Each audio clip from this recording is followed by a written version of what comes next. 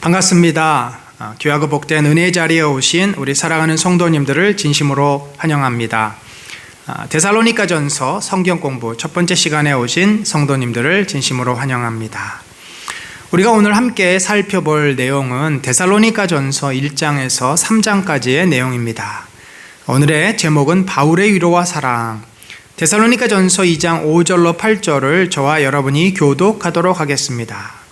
너희도 알거니와 우리가 아무 때에도 아첨하는 말이나 탐심의 탈을 쓰지 아니한 것을 하나님이 증언하시느니라.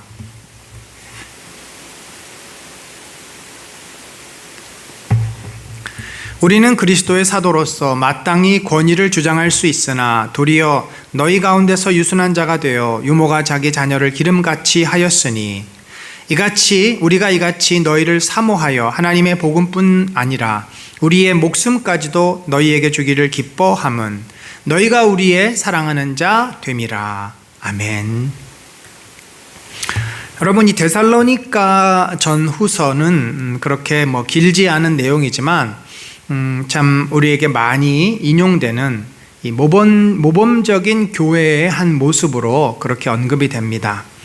특별히 바울은 이 데살로니가 전서를 기록하면서 어떤 특정한 교회의 문제를 가지고 그 문제에 대한 해답을 주기도 하면서 또 개인적으로 그들이 가지고 있었던 섭섭함이나 여러 가지 오해들을 풀기도 합니다. 더 나아가서 바울은 이 데살로니가 전서를 통해 데살로니가 교회가 처한 상황에 대해 바울이 매우 감사해야 하고 있고 격려하고 위로하는 그런 마음도 담겨 있습니다. 그래서 이 데살로니가 이 전후서는 그 어떠한 서신서보다 아주 전형적인 편직을, 서신서의 모습을 보입니다. 이 편직을 하면 원래는 개인적인 이야기가 주를 이루어야 되는데 대부분 바울이 쓰는 서신서는 개인적인 이야기보다 교회의 문제를 많이 다룹니다. 그러면서도 또 어떤 로마서라든지 이런 굵직굵직한 갈라디아서라든지 이런 서신서들은 상당히 많이 교리적인 어떤 강론을 하기도 합니다. 자, 그런 면에서 이 데살로니가 전후서는 이 세 가지의 요소를 모두 가지고 있다. 지극히 개인적인 이야기들, 또 교회의 문제에 대한 바울의 대답들, 그러면서도 또 일종의 간단한 교리적인 또 언급들, 그래서 이 세 가지가 종합적으로 어우러져 있는 서신서가 데살로니가 전후서다, 이렇게 볼 수 있습니다. 자, 그럼 우리가 데살로니가를 전후서를 보기 전에 이 데살로니가 교회가 어떻게 생겼는지를 짧게 볼 필요가 있는데, 원래 바울이 이제 그 아시아에서 저 북쪽으로 부르기아 지방으로 올라가려고 했는데 성령께서 밤에 꿈에 환상에 저 멀리 마게도니아는 크게 말해서 이제 유럽의 관문이죠. 지금의 이제 그리스 지역인데 그 마게도니아 지역에 사는 사람들이 자기를 도우러 와달라고 손짓하는 환상을 봅니다. 그래서 그가 그 즉시 하나님께서 그쪽으로 인도하시는 것을 확신하고 빌립보로 넘어가죠. 빌립보에서 복음을 전했는데 핍박도 있었습니다. 그래서 그가 핍박을 받다가 이제 빌립보 교회에서 교회를 세우죠. 루디아와 또 간수 가족 이렇게 교회를 세우는데 또 쫓겨나게 되죠. 그래서 어디로 내려왔냐면 쭉 밑으로 내려와서 데살로니가에 도달합니다. 그래서 데살로니가에 가서 바울은 항상 어디 도시를 가면 회당에서 복음을 전하는데 3주간 3번 회당 안식일을 지나면서 복음을 전했습니다. 그런데 이 복음을 들었던 데살로니가 사람들 사이에 엄청난 폭발적인 반응이 있었습니다. 거기 보면은 경건한 헬라인들의 큰 무리와 귀부인들이 바울과 실라를 따랐다. 그러니까 헬라인들 가운데서도 경건하게 살려고 하는 그 마음이 있었던 사람이 바울의 설교를 듣고 감동을 받은 거죠. 또 귀부인들, 귀족 출신의 부인들이 와서 회당에서 예배를 참석하고 바울의 설교를 듣고 바울의 가르침을 듣고 도전을 받고 그들의 회심이 일어나고 큰 은혜가 있었습니다. 그래서 이 교회가 폭발적으로 모이기 시작하고 갑자기 교회가 형성이 된 겁니다. 불과 3주 만에. 그러자 이를 시기했던 유대인들이 어떻게 해요? 사람을 삽니다. 불량배를 사서 바울을 위협합니다. 결국 바울은 이 죽음의 위협에 직면하자 갑작스럽게 그러니까 예를 들면 뭐 주일날 돌아와야 교인들을 만나서 이렇게 인사를 할 텐데 그러지도 못했고, 주중에 또 일일이 사람이 어디 사는지도 정확히 모르고 뭐 찾아다닐 수도 없고, 지금 바울의 생명이 위협을 받는 상황이니까 급히 이제 베레아 지역으로 더 남쪽 지역으로 이제 도망을 치게 됩니다. 이런 배경에서 데살로니가 교회는 이제 생겼고, 그러다 보니까 이 교회가 여러 가지 또 나름대로 문제점들을 갖게 됩니다. 그러한 것들을 또 해결하기 위해서 쓴 책이 데살로니가 전후서다. 자, 그러면 책을 쓴 사람은 역시 바울입니다. 이 데살로니가 교회 자체가 바울이 전도해서 세워진 교회이고, 그래서 그들의 이야기를 자기가 직접 눈으로 보고 교제했던 사람들과 하는 이야기죠. 또 받는 사람들은 역시 데살로니가 교회. 이 편지는 여러 교회에서 회람하는 편지가 아닙니다. 이것은 골로새서는 예를 들면 골로새 교회와 또 그 주변에 있는 히에라폴리스에 있는 교회와 라오디게아 교회가 이렇게 세 교회가 돌아봤지만, 데살로니가는 데살로니가 교회만 보도록 되어 있죠. 언제 기록했는가?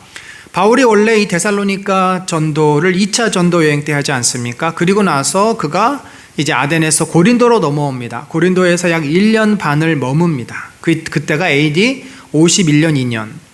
그래서 1년 반 머무는 동안에 디모데를 그 데살로니가에 보내기도 하고, 그가 와서 그 데살로니가의 소식을 전하죠. 그래서 이 소식을 듣고서 이제 기록한 이 편지가 바로 데살로니가 전후서다. 우리가 이렇게 보시면 되겠습니다. 그럼 이 데살로니가 교회가 어떤 문제가 있었나? 몇 가지 문제가 있었습니다. 첫 번째로 이 데살로니가라고 하는 도시는요, 항구 도시인데, 이 마게도니아 지방에서 가장 로마의 영향을 많이 받는 도시입니다. 이 데살로니가라는 도시 자체가 황제를 숭배하는 사람들이 많았고, 황제를 지지하다가 생겨난 도시입니다.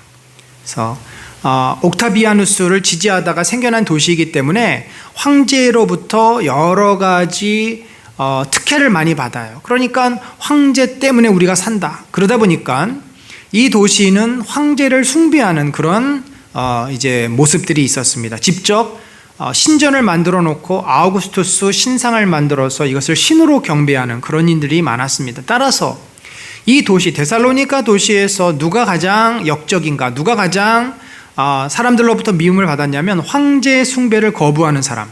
자, 그런데 바울은 누구를 주라 합니까? 복음은 누구를 주라 합니까? 시저를 큐리에라고 주라고 말하지 않고 오로지 예수 그리스도만이 주님이십니다. 그러다 보니까 충돌이 일어나는 거예요.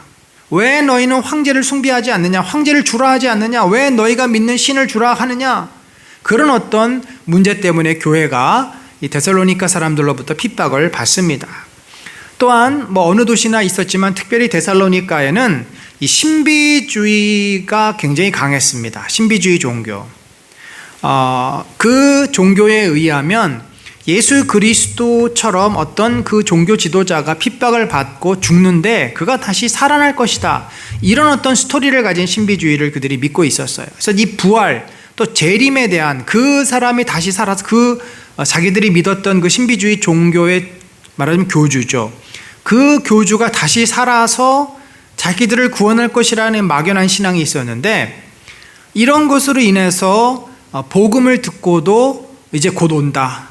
곧 오는데 곧 오니까 우리가 일할 필요도 없고, 마치 다미선교회 과거에 그랬듯이 이제 주님이 곧 오시는데 우리가 무슨 일을 할 필요가 있냐. 다 교회에 모여서 기도하면서 주님을 기다리자. 이런 식으로 일을 하지 않고 그저 빈둥빈둥하고 기다린답시고 놀고, 이런 어떤 모습이 있었다는 거죠.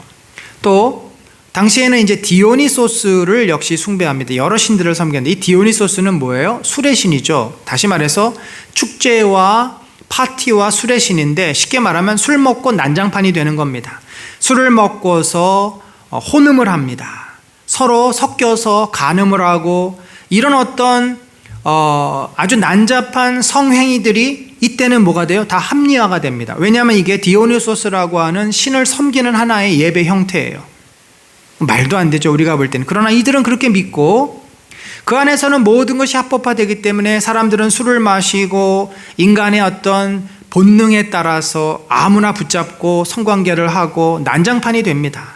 이런 삶으로 말미암아 음란한 삶에 대해서 별 죄의식도 문제의식도 없었던 그러한 교인들을 향해서 바울이 또 이제 이야기를 합니다. 이렇게 된 그 이면에는 바울이 사실은 뭐 한 3개월 이렇게 있었던 것도 아니고 3주 있다 보니까 이 교인들이 가지고 있었던 신앙 배경, 문제점 이런 것들을 다 일일이 파악해서 거기에 대해서 답을 줄 수가 없었어요. 바울이 믿었고 알고 있는 복음을 전하기에도 사실은 시간이 짧았습니다. 그러다 보니까 이 데살로니가 교인들의 신앙이 매우 연약했고 또 그들이 그 전에 알고 있었던 신비주의나 당시의 문화에 너무나 많이 익숙해져 있는 거죠. 뿐만 아니라 바울이 3주간 있다가 싹 가버리니까 여러 오해들이 생깁니다. 분명히 저 사람은 여기 와서 우리에게 뭔가 이 철학적인 아주 교묘한 가르침을 전하고 돈을 얻으려고 하는 목적으로 온 사람이다. 안 그랬으면 이렇게 금방 떠나겠느냐. 그런데 자기 뜻대로 되지 않으니까 우리를 버리고 떠났다. 뭐 이런 여러 가지 오해가 있었던 것입니다. 자, 그래서 바울은 이런 박해와 환난 가운데 있는 성도들의 믿음을 칭찬하고 위로하기 위해서 이 편지를 썼고, 또한 그들이 신비주의에서부터 잘못 배웠던 그 그리스도의 재림에 대한 가르침을 바로 잡기 위해서 편지를 썼고, 또 이 재림에 대한 잘못된 가르침을 믿고 게으름을 피우는 자들, 일하지 않는 자들을 훈계하기 위해서 썼고, 또 무엇보다도 바울에 대한 오해를 풀기 위해서 그는 돈을 벌기 위한 거짓 철학자다. 또 자기들이 싫고 자기들을 이제 더 이상 필요로 하지 않아 3주 만에 급히 떠났다. 뭐 이런 여러 가지 억측, 오해들을 이제 풀기 위해서 바울이 편지를 쓴 것입니다. 자, 그래서 우리가 전체 데살로니가 주제를 본다면 이렇게 볼 수 있겠죠. 바울에 대한 오해를 풀고 환난 가운데 거짓 교훈에 흔들리지 말고 믿음을 지켜라. 그거죠. 오해를 풀고 거짓 교훈에 흔들리지 말고 그들이 받았던 믿음을 지켜라. 이것이 이제 전체 주제다. 자, 그러면 우리가 오늘 함께 다뤄볼 1장에서 3장은 이 데살로니가 교회를 향한 바울의 위로, 특별히 이 어려움 가운데 있는 핍박 가운데 있는 그들을 위로합니다. 위로하는 면이 있고 또 그들에 대한 어떤 마음, 자신의 마음, 그런 사랑을 표현하는 그런 내용이고요. 4장, 5장은 이제 데살로니가 교회가 가지고 있는 문제에 대해서 가르치는 그런 내용입니다. 여러분 보세요. 1장에서 3장까지는 위로하고 그들에 대한 자기의 안타까운 마음을 전하고 사랑을 표현하는, 그리고 4장, 5장에서는 따끔하게 일침을 가하는, 얼마나 바울이 지혜로운 자입니까? 먼저 칭찬하고 감사한 마음을 표하고 사랑의 마음을 전하고 그리고 나서 부모의 마음으로 그들의 잘못된 점들을 또 깨우치는 아주 지혜로운 지금 내용으로 서술이 되어 있어요. 1장에 보면은 데살로니가 교회를 향한 바울의 격려가 나오고 2장에서는 그들을 위해서 바울이 했던 사역에 대해서 나오고 3장에서는 그들을 향한 바울의 진심, 사랑의 마음, 진정한 마음을 이제 풀어나가는 그런 내용으로 우리가 볼 수 있습니다.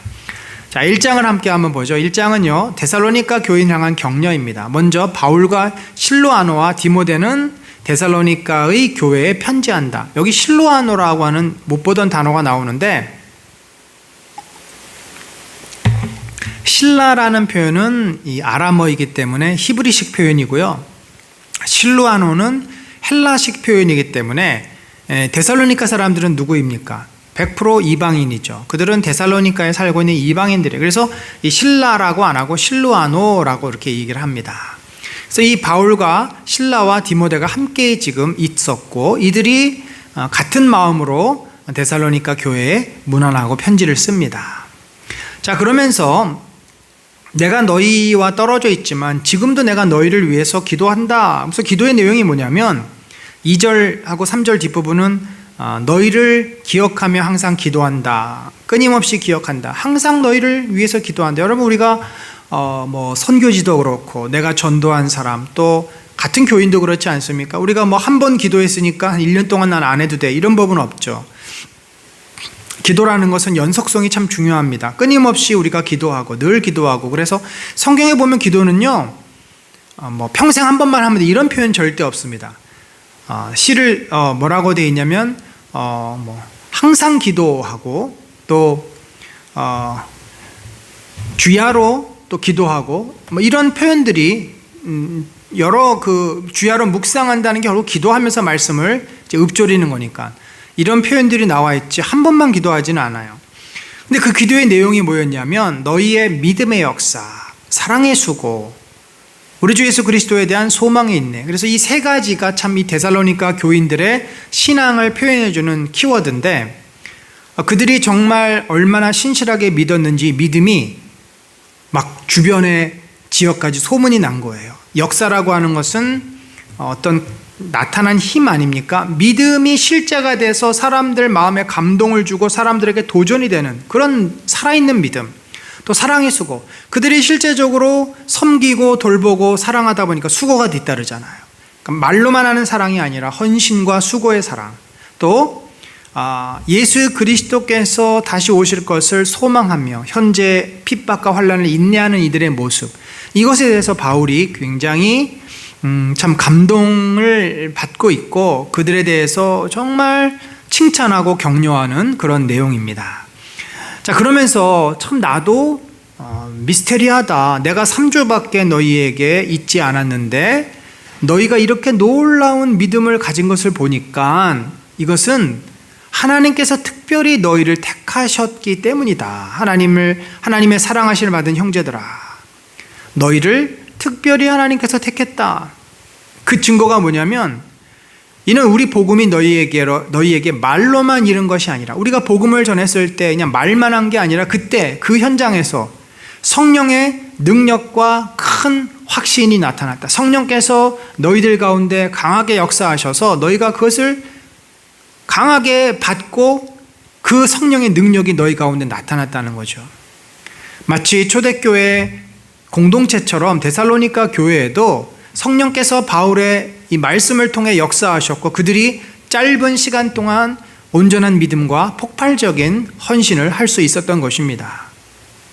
그러면서 이제 믿음의 본이 어떻게 되었나를 이렇게 설명해요. 우리가 너희 가운데서 너희를 위하여 어떤 사람이 된 것. 참 3주 동안 짧은 시간이지만 3주 동안 바울은 진심으로 그들에게 자신들이 보여줄 수 있는 그 진정한 믿음을 다 보여주었습니다. 아마도 뒤에도 나오지만 바울은 그들에게 대접을 받으려고 온 것이 아니었습니다. 그들을 진심으로 사랑하는 마음으로 복음을 전하려고 했고 그들을 섬기려고 했습니다. 그래서 너희 가운데서 우리가 어떠한 모습으로 어떠한 사람으로 섬겼는지를 너희는 기억하고 있을 것이다. 그래서 너희는 많은 환난 가운데 성령의 기쁨으로 말씀을 받아 우리와 주를 본받은 자가 되었다.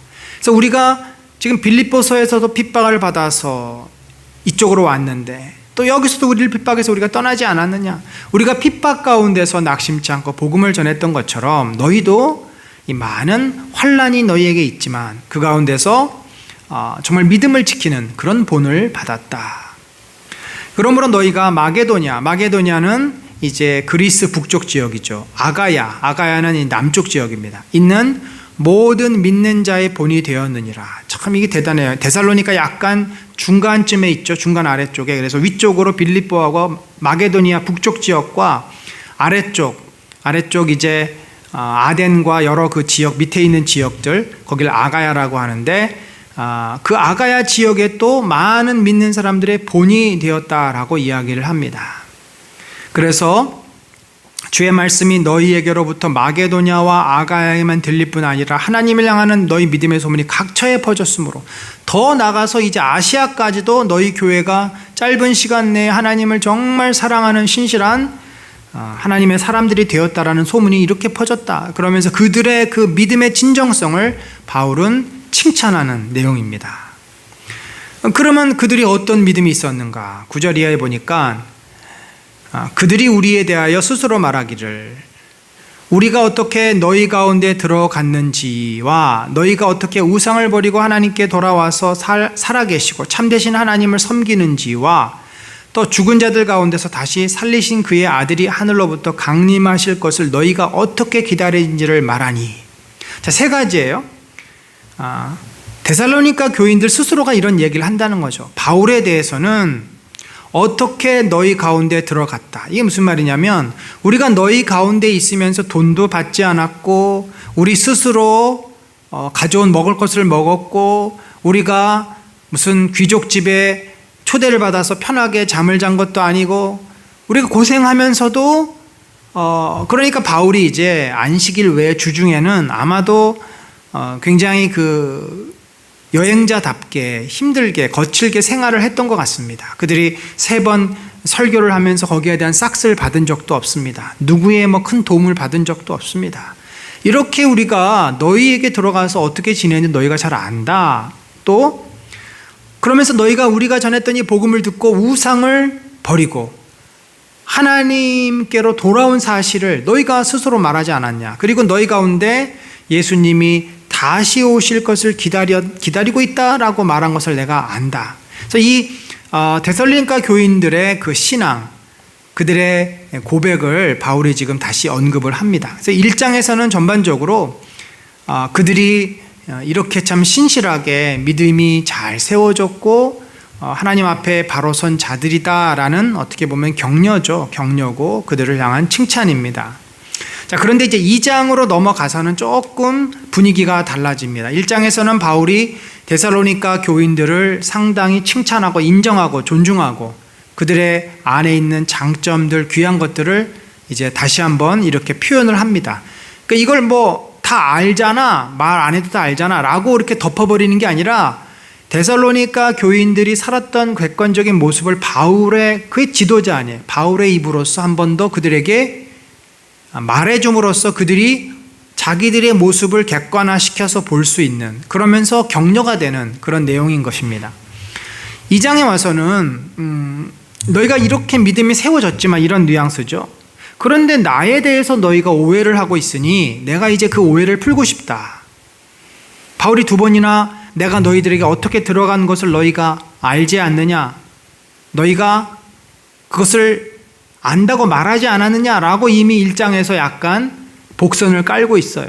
자, 그럼 2장에서는 내가 너희들에게 들어가서 너희들과 함께 3주 동안 어떻게 지냈던 것을 너희가 알 텐데 왜 쓸데없이 나를 오해하느냐, 내 진정성을 왜 몰라주느냐라는 것이 이제 2장의 내용이에요. 그러면서 바울이 조목조목 자기가 가서 어떠한 태도로 그들을 섬겼고 그들을 위해서 복음을 전했는지를 말함으로써 바울의 이 사도로서의 진정성, 그리고 그들을 향한 진실된 사랑의 마음, 그들을 향해서 정말 사도로서 그들을 섬기고자 하는 마음을 표현하는 그런 내용입니다. 근데 이 3가지 패턴이 있어요. 뭐냐면 첫 번째는 이것은 내 이야기가 아니라 너희도 이미 다 안다라고 그걸 먼저 전제합니다. 너희가 아는 바와 같이, 또 너희도 알거니와, 또 9절에는 너희가 기억하리니, 그걸 먼저 전제해요. 그 다음에 너희도 아는 바와 같이 내가 이렇게 사역을 했다. 바울이 사역한 태도, 과거에 그가 어떠한 자세, 어떠한 태도로 사역을 했는지, 그리고 나서 그렇게 한 이유는 내가 이것 때문이다. 그러니까 이 얘기는 뭐예요? 너희도 알다시피 내가 너희들 안에서 이러이러한 일들을 했고 이렇게 너희를 섬겼는데 그 이유는 내가 뭐 돈을 바래서거나 내가 너희들에게 어떤 인기를 얻으려고가 아니라 정말 하나님을 사랑하고 너희를 사랑하기 때문에 너희가 복음으로 변화되기 위해서 단지 그뿐이다 라고 바울은 자신의 그 당했던 오해를 이제 풀려고 하는 거죠. 그래서 3 패턴이 똑같이 반복이 되면서 내용만 좀 달라집니다. 자, 보면요,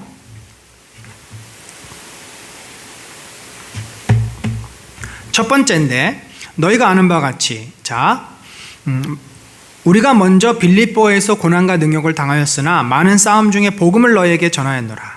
자, 바울이 계속해서 빌립보로부터 유대인들에게 핍박을 받고 쫓겨 내려와서 그 가운데 조심조심하면서 회당에 들어가서 복음을 전한 거죠. 우리의 권면은 간사함이나 부정에서 난 것이 아니요 속임수로 하는 것도 아니라 오직 하나님께 옳게 여기심을 입어 하나님께 복음을 위탁받았다. 그러니까 3절은 뭐예요?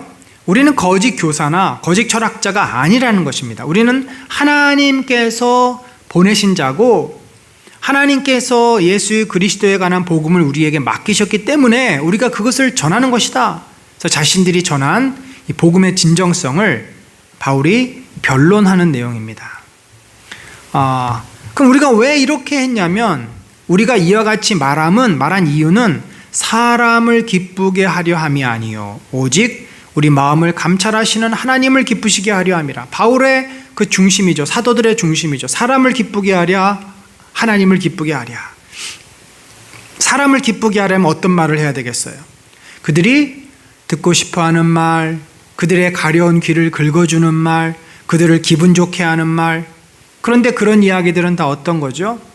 이렇게 지나놓고 나면은 아무런 유익이 없어요. 그리고 바울이 말하는 것처럼 간사함으로 하는 거예요. 왜냐면은 일단 듣기에 좋은 말만 하는 거잖아요. 그리고 속임수로 하는 거예요. 사실은 그 이야기를 한다고 해서 저들이 삶이 달라지도 도움을 받지도 못해요. 그러니까 사람을 위한 말들은요, 결국 진리와 무관하게 듣기 좋은 말, 위로하는 말, 뭐 이런 말들은 그 상황에서는 그것이 좋아 보이지만 지나놓고 나면 오히려 마음을 더 힘들게 하는, 오히려 속았다는 느낌을 받는 그런 말입니다. 그러나 하나님은 마음을 감찰하시잖아요. 우리가 무슨 문제가 있는지, 우리가 무슨 죄가 있는지. 그래서 바울은 정확하게 그 문제에 대해서 하나님의 답을 주고 하나님의 깨우침을 전하는데, 그랬을 때 이들이 그것이 당장은 아프고 힘들지만 결국 나중에 깨닫게 됩니다. 아, 그것이 하나님께서 우리에게 주신 말씀이구나. 그래서 항상 바울은 데살로니가 교회뿐만 아니라 어디를 가든 이 공동체를 향한 하나님의 뜻이 무엇인지를 분별하고 묻고, 그리고 그 말씀을 전하는 것입니다. 당장 사람들이 뭘 듣고 싶어 하는지, 사람들이 뭘 말하면 기뻐할지에 관심을 두기보다 하나님이 그들에게 무엇을 말하기를 원하시는지. 두 번째로 너희도 알거니와. 자, 또 두 번째 너희도 알거니. 우리가 아무 때에도 아첨하는 말이나 탐심의 탈을 쓰지 아니한 것은 하나님이 증언하시느니라. 지금 반복적으로 계속 나오죠. 그들의 듣기 좋은 소리 하지 않았다는 것입니다. 또 우리가 돈을 벌기 위해서 그들을 이용한 것도 아니라는 것입니다. 우리는 너희에게서든지 다른 이에게서든지 사람에게서는 영광을 구하지 아니하였노라. 그렇죠.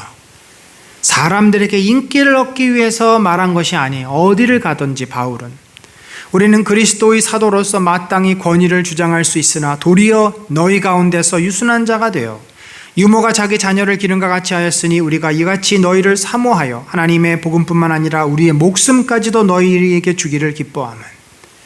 자, 바울이요, 두 가지를 얘기하는 거죠. 우리가 간사한 말 하지 않았다, 거짓말 하지 않았다, 또 우리가 탐욕으로 너희를 속이는 말 하지 않았다, 너희에게서 인기를 얻으려고 하지 않았다.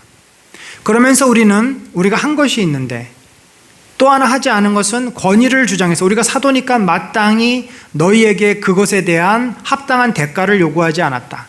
우리에게 먹을 것과 입을 것과 잘 곳을 제공해 달라고 요구하지 않았다는 것입니다. 오히려 유모가 아기를 돌봄과 같이 그런 마음으로 데살로니가 교인들을 향해서 안타까운 마음으로 그들을 바라보았고, 그들을 격려하였고, 그들을 품었고, 그래서 그들이 변화되기를 소망했다는 것입니다. 그들이 정말 변화되기를 위한다면 자기들이 핍박을 받다가 죽더라도 그것을 두려워하지 않았다는 거죠. 그렇게 진정으로 그들을 섬겼던 이유는 너희가 우리의 사랑하는 자 됨이라. 우리가 너희를 향해서 보였던 이 사랑은 거짓이 아니다. 이것은 그리스도께서 우리에게 주신 사랑이고 우리가 그 사랑으로 너희도 사랑한 것이다. 사랑으로 너희를 이렇게 한 것이지. 여러분, 이 말을 했을 때 데살로니가 교인들이 그렇구나라고 바로 이해하기는 어려웠을 것 같습니다. 사람들은 특별히 목회자들의 그 헌신과 수고를 이게 진심으로 받기가 어려워요. 목회자들뿐만 아니라 남이 나에게 어떤 배려를 한다든지 섬긴다든지 했을 때 우리는 늘 저 사람은 왜 저러지? 뭔가를 얻으려고 하나? 무슨 이유 때문에 저러지라고 색안경을 낄 수밖에 없는 게 우리의 연약함입니다. 나중에 깨닫게 되는 거예요. 나중에. 그러니 데살로니가 교회도 바울에게 그의 그 모습을 이상하게 여기고 오해를 할 수 있었다는 거죠. 마지막으로 형제들아, 우리의 수고와 애쓴 것을 너희가 기억하리니. 자, 이제는 안다, 기억한다. 똑같은 패턴이죠. 아무에게도 폐를 끼치지 아니하려고 밤낮으로 일하면서 너희에게 하나님의 복음을 전하였노라. 자, 이게 무슨 말이에요? 원래 예수님도 그렇게 말씀하셨어요. 너희가 빈 가방으로 가지고 나가라. 복음을 전하는 자가 그 먹을 것을 받는 것이 마땅하다. 일하는 소도 입에다가 망을 씌우지 않는다. 일하면서 수고하니까 밭에 떨어진 풀을 주워 먹는다 이거죠. 근데 심지어 주님의 복음을 위해서, 그들의 구원을 위해서 사역하는 사역자를 복음을 받는 자들이 책임지는 것은 마땅하다라는 논리입니다. 그러나 바울은 쓸데없는 오해를 받지 않기 위해서 어떻게 했다는 거예요? 아무에게도 폐를 끼치지 아니하려고 밤낮으로 일하면서 너희에게 복음을 전했다. 자, 그러니까 낮이나 저녁이나 바울이 아마도 데살로니가 시장터에 가서 텐트 깁는, 그가 장막 깁는 일을 했지 않았어요. 그것을 하면서 사람들에게 장막을 기워주고 돈을 받고 그것으로 먹을 것을 사서 먹고, 또 그 거친 바깥에서 이제 추위를 피해서 잠을 청하고, 아마도 이렇게 참 고생을 하면서 지냈다라는 말이겠죠. 우리가 너희 믿는 자들을 향하여 어떻게 거룩하고 옳고 흠없이 행하였는지에 대하여 너희가 증인이요, 하나님도 그러하시다. 너희가 다 봐서 알지 않느냐? 이거는 너희가 못 본 거짓을 내가 지어낸 것이 아니라 너희가 다 내가 어떻게 여기서 지냈는지 다 봤다. 너희도 아는 바와 같이 우리가 너희 각 사람에게 아버지가 자기 자녀에게 하듯 권면하고 위로하고 경계하였노니. 자, 뿐만 아니라 다윗은 그들에게 신세를 지지 않았기 때문에 그들을 훈육하고 권면하고 이렇게 야단을 칠 수 있는 자격이 있지 않았습니까? 사람이 뭘 받으면 미안해서라도 아무 말을 좀 하기가 어렵잖아요. 야단을 쳐야 되는데 야단을 잘 못 치지 않습니까? 그런데 바울은 그런 게 없으니까 당당하게 아비가 자녀를 훈계하듯이, 아니 그들 가운데 여전히 있는 죄를 바울이 어떻게 그냥 내버려 놓겠어요? 절대 이제 다시는 디오니소스 축제에 가지 말아야 된다. 더 이상 너희가 이방 신전에 가서 제사 드려서는 안 된다. 너희가 신비주의 종교를 더 이상 믿어서는 안 된다. 이런 여러 가지 권면을 하지 않았겠습니까? 자, 이렇게 한 이유는 너희를 부르사 자기 나라와 영광에 이르게 하신 하나님께 합당히 행하게 하려 함이라. 너희는 이미 하나님께서 부르신 자들이라는 거예요. 택했다는 겁니다. 그러면 부르심을 받았고 택했으면 이제 하나님의 자녀답게 살아야지. 왜 아직도 신비주의 종교에 빠져서, 왜 아직도 디오니소스 축제에 빠져서, 왜 아직도 황제 숭배하는 데 가가지고 절을 하고 있냐는 겁니다. 너희는 본질도 달라졌고 삶의 태도도 달라져야 한다라고 권면을 합니다. 자, 그러면서 이제 12장을 바울이 감사의 이야기로 마무리를 합니다. 이러므로 우리가 하나님께 끊임없이 감사함은 너희가 우리에게 들은 바 하나님의 말씀을 받을 때에 사람의 말로 받지 아니하고 하나님의 말씀으로 받음이니 진실로 그러하도다. 이 말씀이 또한 너희 믿는 자 가운데서 역사하느니라.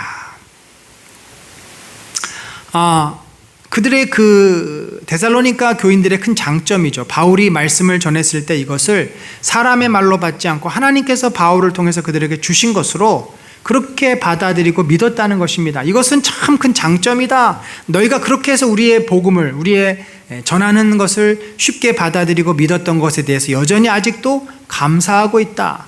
근데 이런 이야기를 하는 이유가 뭘까요? 굳이 여기서. 그것은 자기가 앞에서 쭉 했던 이야기를 지금도 너희가 사람의 말로 받지 않고 하나님의 말씀으로 받아주기를 기대하는 마음으로 바울이 이렇게 언급한 거 아니겠습니까? 우리가 이렇게 바울이 이제 해명했잖아요. 변론을 했잖아요. 그러니까 그거를 핑계거리로 받지 않고 하나님께서 그들에게 주신 것으로 받을 때 그 변론은 효과가 있고 그들의 이제 마음이 풀리고 오해도 풀리고 그렇게 되지 않겠습니까? 자, 그러면서 그들에 대해서 또 하나 칭찬을 해요. 형제들아, 너희가 그리스도 예수 안에서 유대에 있는 하나님의 교회들을 본받은 자 되었다. 자, 이 핍박의 문제를 언급합니다. 유대에 있는 교회가 어땠어요? 얼마나 핍박을 많이 받습니까? 베드로도 핍박을 받고 나중에 스데반도 순교를 당했고, 그래서 그들이 결국은 핍박을 받아서 유대의 교회가, 예루살렘 교회가 흩어져서 저 안디옥까지 올라가게 되는데, 그런 핍박을 받으면서도 그들이 결코 흩어지지 않고 끝까지 예배를 드리고 복음을 지켰는데, 너희도 마찬가지구나. 그 유대인들이 유대인들에게 핍박을 받듯이 너희도 지금 헬라 사람들에게 핍박을 받는다. 그들이 유대인들에게 고난을 받음과 같이 너희도 너희 동족에게서 동일한 고난을 받았느니라. 이게 뭐예요? 황제 숭배로 인해서 그들이 고난을 받는 거예요. 왜 너희는 황제를 시저를 큐리에라고 말하지 않아? 너희는 왜 이 신성한 황제가 정말 큰 은혜를 베풀어줘서 생긴 이 도시에서 살면서 왜 황제를 숭배하지 않아? 하면서 그들이 이제 핍박을 하는 거죠. 그러면서 이제 그런데 이 유대인들 너희를 이제 이 도시에도 있는 유대인, 우리를 괴롭히는 유대인들이 어떤 자들이냐면 너희가 알아야 되는데, 유대인들은 주 예수와 선지자들을 죽이고 우리를 쫓아내고 하나님을 기쁘시게 하지 아니하고, 자 그렇죠. 유대인들은 하나님을 섬긴다고 하지만 결국 자기들을 위해서 하나님을 이용하는 것이고, 그러다 보니까 예수님이 왜 너희들은 하나님을 제대로 믿지 않느냐, 하나님께서 정말 이것을 원하시느냐 문제 제기를 하니까 저놈 잡아 죽여라고 예수님을 잡아 죽였고, 또 우리를 쫓아내고 그 예수를 전한다고 해서 바울과 제자들을 또 쫓아내고, 자 이런다는 거죠. 모든 사람에게 대적이 되어 우리가 이방인에게 말하여 구원받게 함을 그들이 금하여 자기 죄를 항상 채우매 노하심이 끝까지 그들에게 임하였느니라. 그래서 이 사람들은 지금 우리가 이방인들에게 말해서 복음 받는 것을, 구원받게 함을 계속 방해한다는 거죠. 그러면서 하나님의 진노가 그들 머리끝까지 채워졌다. 실제로 유대인들이 AD 70년에 로마, 이때 AD 50년이에요. 70년에 로마의 티투스 장군에 의해서 예루살렘이 멸망되고 다 흩어지게 됩니다. 큰 유대인들이 환란을 겪게 됩니다. 예수님이 복음서에서 그 말하는 그 임박한 환란에 너희가 회개하고 돌아오라 그랬는데 그것을 듣지 않고 결국 그들이 큰 환란을 당하고 흩어지게 되죠. 자, 이제 3장으로 넘어갑니다. 그러면서 3장은 훨씬 더 2장까지는 오해에 대해서 풀었고 3장에 대해서는 바울의 개인적인 그런 마음을 표현해요. 이제 여전히 오해가 남아있어. 왜 3주 만에 갔냐는 거죠. 사실은 내가 그래서 너희를 다시 보러 가려고 참 애를 썼다. 근데 사단이 방해해가지고 가지를 못했다. 그래서 아직도 기회가 이제 주어지면 내가 갈 거다라고 그런 마음이죠. 형제들아, 우리가 잠시 너희를 떠난 것은 얼굴이요 마음이 아니니, 3주간 있다가 떠난 것은 핍박 때문에 어쩔 수 없이 간 거지 우리가 마음까지도 너희를 떠난 것은 아니다. 그 얘기는 뭐예요? 여전히 지금 이렇게 멀리 있지만 너희를 위해서 매번 기도하고 너희에게 관심을 갖고 있다. 너희 얼굴 보기를 열정으로 더욱 힘썼노라. 그러므로 나 바울은 한 번, 두 번 너희에게 가고자 했으나 사탄이 우리를 막았다. 그 사이에 예를 들면은 다 가기로 했는데 갑자기 누가 아팠다든지, 다 가기로 했는데 배가 폭풍이 몰아쳐가지고 배가 이제 출항을 못했다든지 여러 가지 변수들 때문에 결국 막혀가지고 못 갔다는 이야기입니다. 우리의 소망이나 기쁨이나 자랑의 면류관이 무엇이냐? 그가 강림하실 때 우리 주 예수 앞에 너희가 아니냐? 너희는 우리의 영광이요 기쁨이니라. 그만큼 바울은 너희에 대해서, 이 데살로니가 교인에 대해서 굉장히 자랑스럽게 여기고 보고 싶고 마음에 아주 사모하는 그런 대상이라는 것입니다. 그래서 바울이 이제 못 가니까 내 대신 디모데를 보냈고, 그가 또 너희 소식을 가지고 왔다. 디모데를 보낸 이유, 그리고 그가 가지고 온 소식에 대해서 언급을 합니다. 우리 형제 곧 그리스도의 복음을 전하는 하나님의 일꾼인 디모데를 보내노니, 이미 보낸 거예요. 이는 너희를 굳건하게 하고 너희 믿음에 대하여 위로함으로 아무도 여러 환난 중에 흔들리지 않게 하려 함이라.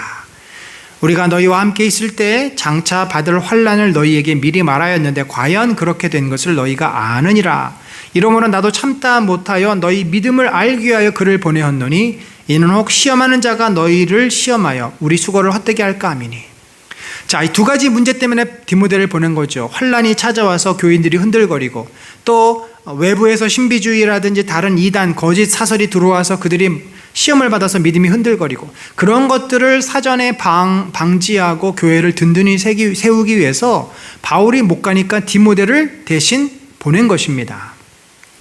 그래서 갔다가 이제 디모데가 왔어요. 다시 지금은 디모데가 너희에게로부터 와서 너희 믿음과 사랑의 기쁜 소식을 우리에게 전하고 또 너희가 항상 우리를 잘 생각하여 우리가 너희를 간절히 보고자 함과 같이 너희도 우리를 간절히 보고자 한다 하니, 이러한 기쁜 소식을 갔던 디모데가 그들을 가르치고 권면하고 가지고 온 거죠. 그래서 가지고 와서 그 소식을 듣고 이제 편지를 쓴 겁니다. 이러므로 형제들아, 우리가 모든 궁핍과 환난 가운데서 너희 믿음으로 말미암아 너희에게 위로를 받았다. 참 이것만큼 더 큰 어떤 격려가 없을 것 같아요.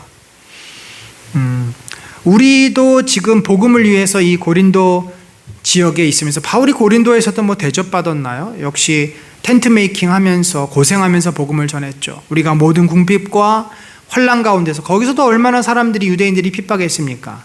너희 믿음으로 말미암아 우리가 위로를 받는다. 우리가 그 환난과 핍박 가운데 3주간 너에게 복음을 전했고, 너희가 이렇게 믿음이 잘 자라는 것을 보니까 지금도 우리가 복음 때문에 고생하지만 너무 뿌듯하고 감사하고 너희가 참 우리의 큰 면류관이고 기쁨이 된다. 그러므로 너희가 주 안에 굳게 선즉 우리가 이제는 살리라. 너희가 이렇게 잘 굳게 섰기 때문에 우리는 너무나 기쁘고 이 환난과 어려운 가운데서도 살아갈 소망이 있고 이 모든 것들을 이길 수 있는 힘이 생긴다.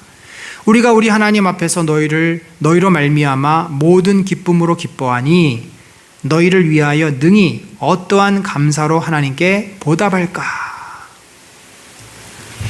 그러면서 참 너무 감사하다.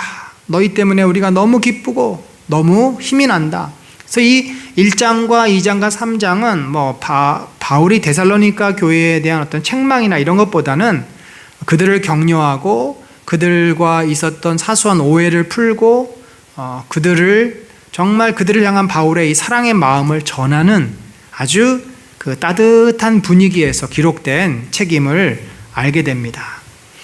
이제 그러면서 주야로 심히 간구함은 너희 얼굴을 보고 너희 믿음이 부족한 것을 보충하게 하려 함이라.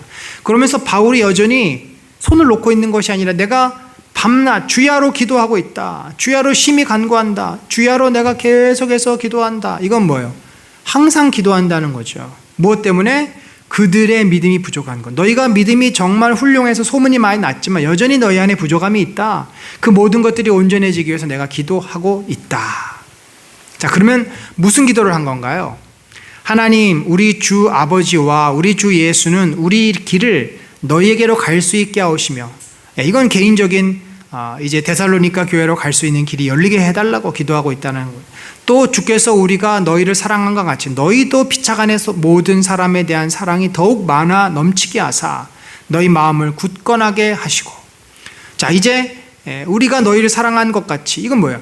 예수님이 바울을 사랑했고 바울이 그 사랑으로 복음을 전하는 대상자들, 데살로니가 교회, 고린도 교회, 그 사람들을 사랑하고, 그러면 이 사랑이 무엇인지를 알아서 서로 사랑하는 공동체가 되라는 거죠.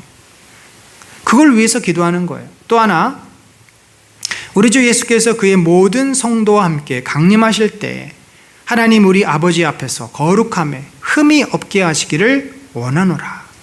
그러니까 그들이 참 믿음이 좋지만 여전히 뭡니까? 흠이 많아요. 여전히 신비주의와 황제 숭배와 디오니소스, 이 문란한 그런 이방 신전에서의 그 죄들, 이런 것들로 인해서 그들이 여전히 흠이 많다는 것입니다. 그래서 한 번 우리가 가서 복음 전한 것으로는 부족하기 때문에 이제 편지를 통해서 디모데를 먼저 보내 너희 형편을 살폈고, 너희가 가지고 있는 문제를 해결하기 위해 내가 편지를 쓰는 것이기 때문에 이러한 문제들이 정말 너희 안에서 온전히 해결되도록 기도하고 있다. 여러분, 이제 우리가 데살로니가 1장, 2장, 3장을 살펴보았는데 참 바울이 어떠한 사도인가를 이 내용을 통해서 알게 됩니다. 바울은 진심으로 복음을 위해서 자신을 내어주는 자였고, 그리고 진실로 데살로니가 교인들을 사랑하는 자였습니다. 데살로니가 교인들이 그것을 아는 거죠. 알지만 여전히 그들 안에 있는 연약함 때문에 바울의 진심을 다 믿지 못하고 오해하고, 그것 때문에 사람들끼리 갈등이 있는 겁니다. 사랑하는 성도 여러분, 우리가 복음을 받았습니다. 우리는 복음을 배웠습니다. 그렇다면 가장 복음을 받은 자로서 해야 될 것은 뭐냐면 복음에 합당한 삶을 살아야 되는 겁니다. 하나님 우리 아버지 앞에서 거룩함이 흠이 없게, 주님 다시 오실 때 그 앞에서 흠이 없도록 우리가 온전해져야 된다는 거죠. 데살로니가 교회가 가진 문제, 오늘날 우리가 가진 문제는 무엇입니까? 이 시대가 갖고 있는 가장 큰 문제는 우리가 예수 그리스도의 주되심을 온전하게 인정하지 않는다는 데 있습니다. 너무나 우리 개인의 생각, 힘이 커 있습니다. 우리가 원하는 대로 살기를 원하지 주님 말씀 앞에 순종하며 주님의 주되심 앞에 순종하는 삶이 우리는 너무나 부족합니다. 우리가 믿음이 없는 것도 아니에요. 서로 사랑하지 않는 것도 아니에요. 그러나 온전한 주되심이 없기 때문에 교회가 더욱더 힘있게 세워지고 그리스도의 그 몸으로 자라가는데 자꾸 거침돌이 됩니다. 사랑하는 성도 여러분, 우리가 바울의 말씀처럼 서로 사랑하며 또 온전한 믿음을 가져야 되겠습니다. 우리 주 예수 그리스도 황제가 주가 아니라고 바울이 고백하지 않습니까? 이 세상의 물질이, 이 세상의 그 어떠한 것도 나도 주가 아닙니다. 우리 주 예수 그리스도만이 주님이십니다. 그 주님 되심을 우리가 고백하고 그분 안에서 건강한 성도로, 건강한 교회로 자라가는 저와 여러분 되시기를 우리 주 예수 그리스도의 이름으로 간절히 축원합니다. 하나님 아버지, 오늘 데살로니가 전서 1장에서 3장을 살펴보며 우리가 어떠한 삶을 살아야 하는지, 우리가 어떠한 믿음으로 서야 하는지를 함께 살펴보았습니다. 주님, 우리는 여전히 참 연약합니다. 온전하지 못합니다. 주님, 우리의 온전하지 못한 것을, 흠 있는 것을 불쌍히 여겨 주시옵소서. 세상의 가르침과 또 나 중심의 생각과 또 이 시대가 주는 여러 가지 유혹 앞에 우리는 쉽게 넘어집니다. 우리 주 예수 그리스도를 진정으로 주님이라 고백하지 못합니다. 내 생각대로 하려고 하고 내 마음대로 살려고 합니다. 어리석은 저희들을 불쌍히 여겨 주옵소서. 우리 주 예수 그리스도만이 진정한 나의 주님이시요 그 주님의 뜻을 묻고 순종하며 그래서 건강하고 거룩한 교회를 세워나가는, 주님 앞에 건강하고 거룩한 주의 자녀로 세워지는 우리 모두가 되도록 축복하여 주옵소서. 지금은 우리 구주 예수 그리스도의 놀라우신 은혜와 하나님 아버지의 무한하신 사랑과 성령님의 감화, 감동, 교통하심이 참으로 이 시대에 우리가 온전하지 못한 것이 무엇인지를 깨달아 주님 앞에서 예수 그리스도를 주라 시인하여 온전한 믿음, 온전한 신앙으로 아버지 앞에 서기를 소망하는 심령 위에 지금부터 영원까지 함께 하실지어다. 아멘.